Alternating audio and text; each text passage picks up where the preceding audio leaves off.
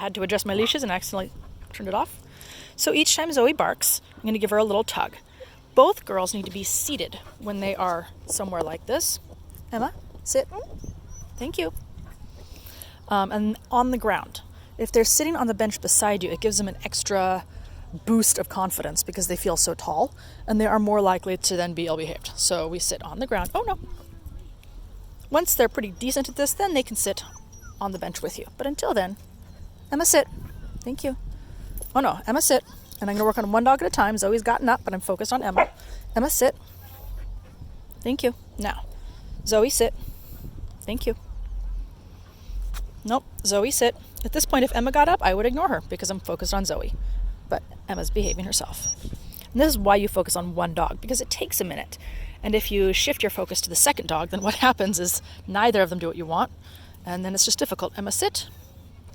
Zoe, sit. Now there's also sort of a curve when you're doing something like this. Emma, Zoe, sit. Thank you. And the curve is you start out and they're all amped up, and you sit here for a little bit and they calm down. Zoe, sit. Emma, sit. And I'm just lifting steadily until she sits. Thank you. Zoe, sit. Wow, they are being really naughty. And they get better, over several minutes. And then depending on how much stamina they have for behaving somewhere like this, they start to get worse again. At that point, you get up and you walk them around. When you stand up, they're going to go crazy. Not crazy, but they're going to spin around and be like, oh yay, we're walking, this is exciting. And you just don't move until you've got them sorted out and seated beside you, and then you start walking. This is my distraction for Emma. No, distraction for Zoe. We are at a park. There's kids running around. There's bicyclists earlier doing wheelies and things. No. There you go, good girl. One thing I've noticed is that when I reach down to pet Zoe and tell her she's a good girl, you see she almost pulls forward like she's getting ready to get up. So consequently, I'm doing this a lot and then telling her, oh no, it doesn't mean get up. It means sit back down. Good girl. She's kind of leaning forward. I'm just going to remind her she needs to keep her weight on her butt. Oh, there's kids like right there. Thank you. Nope, you need to stay seated.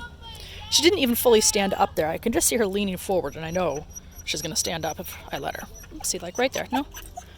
Distraction for Emma. This is when you need 12 hands at once. Good. Yeah, good, Zoe. Sit. If I had just Zoe or just Emma, I would be using treats because I would have a hand free. I don't have a hand free, so I'm not using treats. I like this, though. Zoe turned around to say, okay, well, I can't deal with those kids, so I'm going to ignore them. Now she's looking at them again. That's okay. Emma, sit. Thank you. Zoe, sit. Emma's whining. She's just sat on a pair of glasses. You can see them there. I wonder how long that will last. Zoe, sit. I'm not doing a whole lot about Emma's whining. Her whining is like an excited, it's a way for her to release energy because she's so amped up without doing actually anything naughty. So whining, I'm going to ignore. Oh, we hear a skateboard. She wants to be up on her hind legs rather than sit down. I'm just going to keep lifting there until she sits down.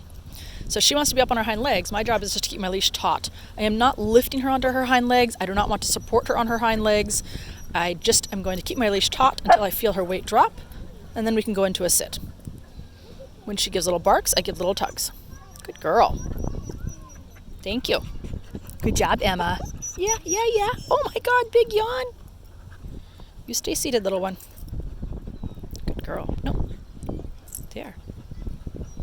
So it takes them about 3 minutes, if I'm reading my timing right here on my video, to start calming down, where I can at all remotely be like, oh, okay, they're not totally crazy town anymore.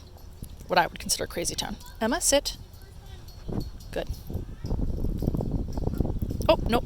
So see there, I petted her. She instantly leapt up. I'm just going to put her back in a sit, and I'm going to pet her again so she doesn't learn, oh, petting means I need to jump up. Nope. Which is exactly what she thinks. So clearly, at some point, I've been using that as an unconscious release. Maybe she's sitting beside me on the couch, and I pet her, and she jumps up. Or maybe I tell her to stay, and I pet her, and I release her, and she jumps up. Something like that. That just means that I need to do a lot of petting her, and then putting her back into a sit, so that she knows, no, that's not a release. Nope. You'll also notice I'm not saying sit as often anymore. Nope. No, no, no, not nice. Thank you.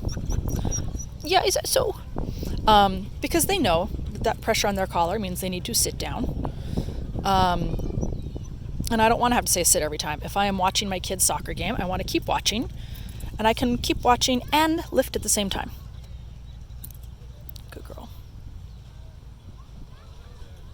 She's looking around. That's great. I mean, she's not so focused on those kids. Hey, we got to lay down. Awesome. This makes my life a little bit harder because now I got to watch for her doing exactly that. Emma, you need to sit. I'm focused on Emma. Okay, now she's gone under my legs, which makes it a little harder for me to use my leash. I can't lift up, I can only lift over. But she is seated, so I'm going to give her some leeway here in the hopes that she will just behave herself. And if she doesn't, I'll just put my legs up. No, that's not nice. No. I can't even tug on my leash very easily, but maybe I can flap at her here. I might do that. Flap at her with these. She's now looking at the kids that are like way over there, climbing around, having fun. But she's being really good. I'm going to pet her again. Good. Oh, nope. There you go. Good girl. Nope, now we're standing. So I'm going to unwrap my legs from her leash so that I can lift. Nope. And make her sit. The little kid that just ran past. She's all excited about it. There. Nope. I do not care if she coughs like that. It can be a sign that you are impacting, it is a sign that you're impacting her windpipe, but we're not impacting it enough for me to worry. Like she's not, yeah, so here she goes again. Way up on her legs, I kept my leash taut. There, she sat back down.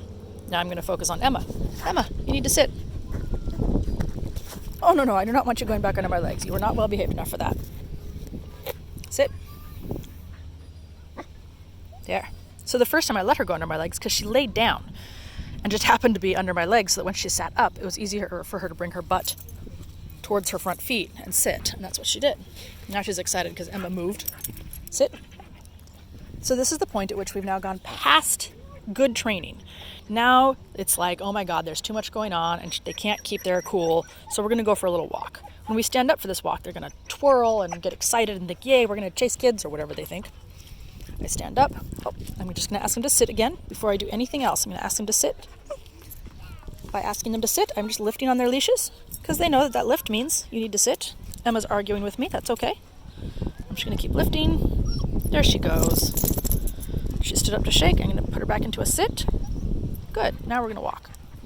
So that way, if I do that first, it gets them to reset into, oh yeah, we know how to walk. We're supposed to walk calmly.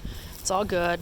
If I were at like a soccer game, I would go for a longer walk. Maybe I'd walk, the length of the field and then go back to my spot. But we're not at a soccer game. It's not that exciting.